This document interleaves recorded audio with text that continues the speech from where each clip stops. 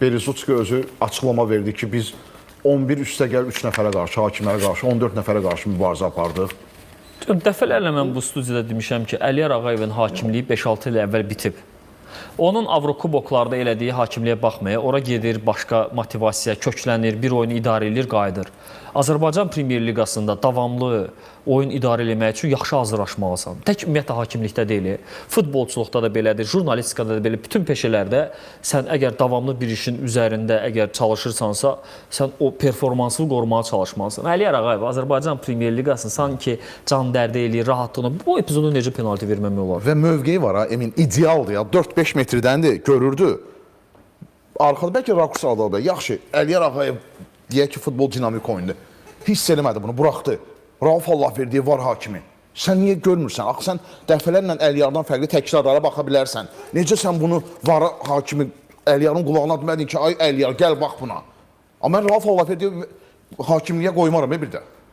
Oğlum, mən yenə deyirəm, indi hakimlərlə bağlı bizdə biraz bilirik ki, sıxıntı var say etibarı ilə. Amma ki, Deblek özü də təsdiqləyir ki, bu epizodda penalti idi, ya penalti olmalıdır, vara gedilməlidir.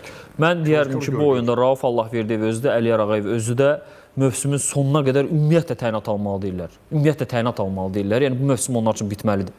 Bu qədər aşkar səhv, bu qədər aşkar verilməyən penaltini biz çoxdan da görmürük. Yəni, bu qədər də yox da, qısaca desək, bu problemdir. Oyundan sonra Mikelsin şəkilləri vardı, belə topuğu şişib, elə bir ki, ayağına belə çəngəl batırsan, çəngəlin o dişləri 4 dənə dişi belə girib ayağına, butsun mismarların yeridir. Ayağını bunu amputasiya eləməlidirlər ki, siz yəni penalti verəydiniz orada.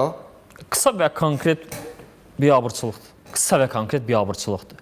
İndi hələ mən orada bəzi o xırda epizodlara, hansısa detallara girmirəm. Elə bu epizoda baxıb demək lazımdır ki, biabırçılıqdır.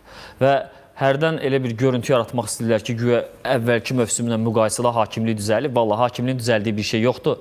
Sadəcə mən belə istəyirəm ki, bəzi hakimlər özünü o məqama görə qoyur. Məqamı çatanda elədiyini eləyir, ad da qoyur ki, məsələn, bu qədər yaxşı oyun eləmişəm. Bu bağışlanmaz səhvdir. Bu penaltini görməmək. Nə oldu? Baş hakim görmür, var hakim yox. Nə oldu? Heç biriniz görmürsünüz. Varın köməkçisi var, var. O görmür. O görmür. Bu qədər olmaz da, yəni heç kim görmürmü? Yəni heç kim buna müdaxilə eləmirmi? Bu qədər görməzlik olarmı? Söz tapamıram vallahi.